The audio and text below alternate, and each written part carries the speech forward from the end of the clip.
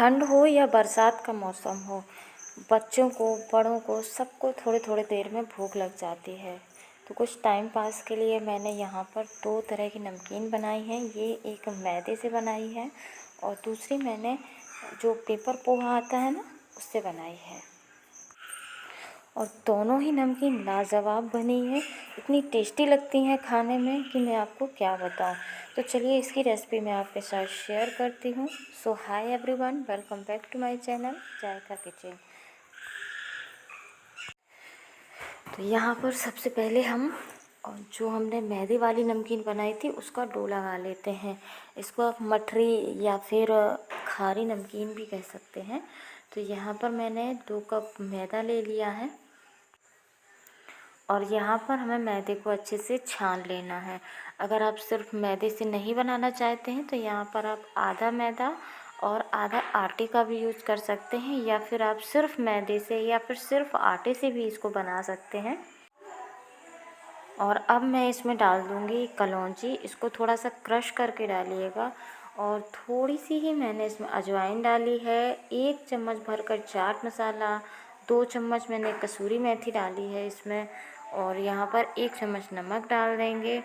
और 2 कप मैंने मैदा ली है यहाँ पर, तो ये 2 बड़े चम्मच मैंने इसमें ऑयल डाल दिया है मोइन के लिए। सारी चीज़ों को यहाँ पर अच्छे से मिक्स कर लेंगे। और हमें कैसे पता चलेगा कि हमने जो मोइन इसमें डाला है वो परफेक्ट है या नहीं। तो इस तरीके से हम बांधेंगे तो लड्डू जैसा बनेगा, मतलब हमारा जो मोइन है परफेक्ट है। अब हम इसे नॉर्मल पानी से गूँथ लेंगे, एक इसका डो लगा लेंगे। एक सख्त डो लगाना है हमें, इसका सॉफ्ट डो नहीं लगाना है। ये मठरी आप जिसे भी खिलाएंगे वो आपकी तारीफ़ ही करेगा। बहुत ही टेस्टी बनती है और क्रिस्पी बनती है। इसे आप चाहें तो सादा बना सकते हैं, मतलब सिर्फ अजवाइन नमक से भी बना सकते हैं, लेकिन मैंने यहाँ पर चाट मसाला और जो कसूरी मेथी डाली है ना, उससे इसका टेस्ट बहुत ज़्यादा बढ़ जाता है। तो हमारा जो डो है वो लगकर तैयार हो गया है और इसको मैंने किचन सरफेस पे ही रखा है। और इसके अब हम पेड़े तोड़ लेंगे। तो मीडियम साइज़ के ही पेड़े तोड़ना है हमें, इसके ज़्यादा बड़े या फिर ज़्यादा छोटे नहीं। यहाँ पर आप चाहें तो इसको हाथ से ही, जैसे हम मठरी बनाते हैं ना गोल शेप में, वैसे भी बना सकते हैं, लेकिन आज मैं इसको थोड़ा अलग तरीके से बना रही हूँ। तो यहाँ पर जो पेड़े हैं उनको हम एक रोटी के साइज़ का बेल लेंगे, मतलब जितनी पतली हमारी रोटी बनती है ना उतना पतला बेलेंगे हम इसे।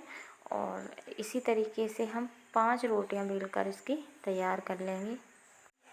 तो यहाँ पर मैंने 5 रोटियाँ बेलकर इसकी तैयार कर ली हैं। अब हम एक रोटी को रखेंगे नीचे और उस पर थोड़ा सा ऑयल लगाएंगे और थोड़ा सा सूखा मैदा डस्ट करेंगे। जैसे हम परत वाला पराठा बनाते हैं ना, सेम उसी तरीके से हमें यहाँ पर करना है। और फिर उसके बाद दूसरी रोटी रख देंगे इसके ऊपर और फिर से ऑयल और सूखा मैदा डालेंगे। यहाँ पर ये प्रोसेस हमें 4 से 5 बार करना है। इससे क्या होगा, हमारी जो मठरियाँ हैं वो परतदार बनेंगी और बहुत ही खस्ता बनेंगी। अभी बारिश का मौसम चल रहा है, तो जैसे ही बारिश शुरू होती है बच्चे बड़े सब कुछ ना कुछ खाने को मांगने लगते हैं। तो मैंने ये बना कर रख दी थी, तो जैसे ही बारिश होती है इंस्टेंट मैं इनको निकाल कर दे देती हूँ और सब लोग बड़े प्यार से खाते हैं। अगर आप इसको थोड़ा सा चटपटा बनाना चाहते हैं तो थोड़ा सा चिली फ्लेक्स या लाल मिर्च पाउडर का यूज़ कर सकते हैं। यहाँ पर मैंने चाट मसाला डाला है तो ये थोड़ा सा चटपटा है, लेकिन अगर आप इसे और ज़्यादा चटपटा बनाना चाहते हैं तो यहाँ पर आप लाल मिर्च का यूज़ कर सकते हैं।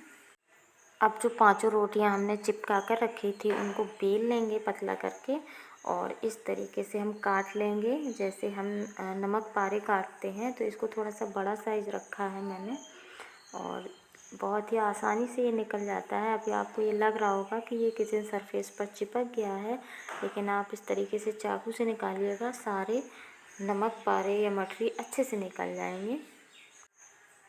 किचन सरफेस पर बेलने से ये एक बार में ज़्यादा क्वांटिटी में बन जाती हैं। और यहाँ पर हमारा तेल भी गर्म हो गया है, तो अब हम इनको फ्राई कर लेते हैं। तो तेल को हमें मीडियम गर्म रखना है, ज़्यादा गर्म नहीं करेंगे हम। और जैसे ही हम ऑयल में अपनी मछलियों को डालेंगे तो गैस की फ्लेम को हमें लो कर देना है और जब तक हमारी मठरियाँ गोल्डन ना हो जाएं तब तक हमें फ्लेम को लो ही रखना है। और जैसे ही हम इन्हें कढ़ाई में डालेंगे हमें तुरंत से इनको पलटना नहीं है। जैसे ये थोड़ा सा सिक जाए उसके बाद हम इनको पलटेंगे इस तरीके से, और अलटते पलटते इनको अच्छे से गोल्डन होने तक हम पका लेंगे। लो फ्लेम पर जब हम इन्हें फ्राई करते हैं तो ये बहुत ही क्रिस्पी बनती हैं। और अब इनमें आप देख सकते हैं बहुत अच्छा कलर आ गया है, गोल्डन कलर आ गया है। तो इनको हमें इतना ही फ्राई करना है, उससे ज़्यादा हमें इनको फ्राई नहीं करना है। हम निकाल लेते हैं सारी मछलियों को, और बाकी की मछलियाँ भी हम इसमें फ्राई कर लेते हैं इसी तरीके से लो फ्लेम पर। जैसे हम समोसे कचौड़ी वगैरह फ्राई करते हैं ना लो फ्लेम पर, उसी तरीके से हमें इन्हें भी फ्राई करना होता है, जिससे बहुत ही खस्ता ये बनती हैं। तो इनमें भी अच्छा सा कलर आ गया है, तो इनको हम निकाल लेते हैं। अब हम यहीं पर अपनी दूसरी नमकीन बना लेते हैं। तो दूसरी नमकीन हम यहाँ पर चिवड़ा मिक्सचर बना रहे हैं। तो इसके लिए मैंने लिया है बड़ा वाला साबूदाना, और इसको हम फ्राई कर लेंगे। तो इसको फ्राई करने के लिए हमें तेल को बहुत ज़्यादा गर्म करना होता है, मतलब जैसे धुआं आ रहा हो भटूरे के लिए जैसे हम तेल गर्म करते हैं ना, सेम वैसे ही। तो ये हमारे जो साबूदाना है बहुत ही अच्छे खिल जाते हैं, जैसे हम गोंद फ्राई करते हैं ना वैसे ही बहुत ही हल्के हो जाते हैं। तो साबूदाना को मैंने निकाल लिया है, और अब हम यहीं पर डाल देंगे कुछ काजू, जिसको मैंने 2 टुकड़ों में कर लिया है। और इसको बिल्कुल लो फ्लेम पर हमें फ्राई करना है। सिर्फ इनका कलर चेंज ना हो, थोड़ा सा ये क्रंची हो जाए, बस इतना ही हमें इनको फ्राई करना होता है। तो काजू हमारे यहाँ पर फ्राई हो चुके हैं, तो इनको हम निकाल लेंगे। और यहीं पर कुछ और साबूदाना मेरे पास बचे थे, उनको भी मैं फ्राई कर लूँगी यहाँ पर। तो आप देख सकते हैं कितने अच्छे से ये खिलते हैं, और जैसे गोंद फूलती है ना सेम उसी तरीके से ये भी फूलते हैं। और यहीं पर अब मैं डाल दूँगी इसमें मूंगफली। तो मूंगफली को भी हमें लो फ्लेम पर बढ़िया से क्रिस्प होने तक हमें इनको फ्राई करना है। इसी तरीके से आप व्रत वाली नमकीन भी बना सकते हैं। सारी चीज़ें व्रत वाली मैंने इसमें यूज़ की हैं।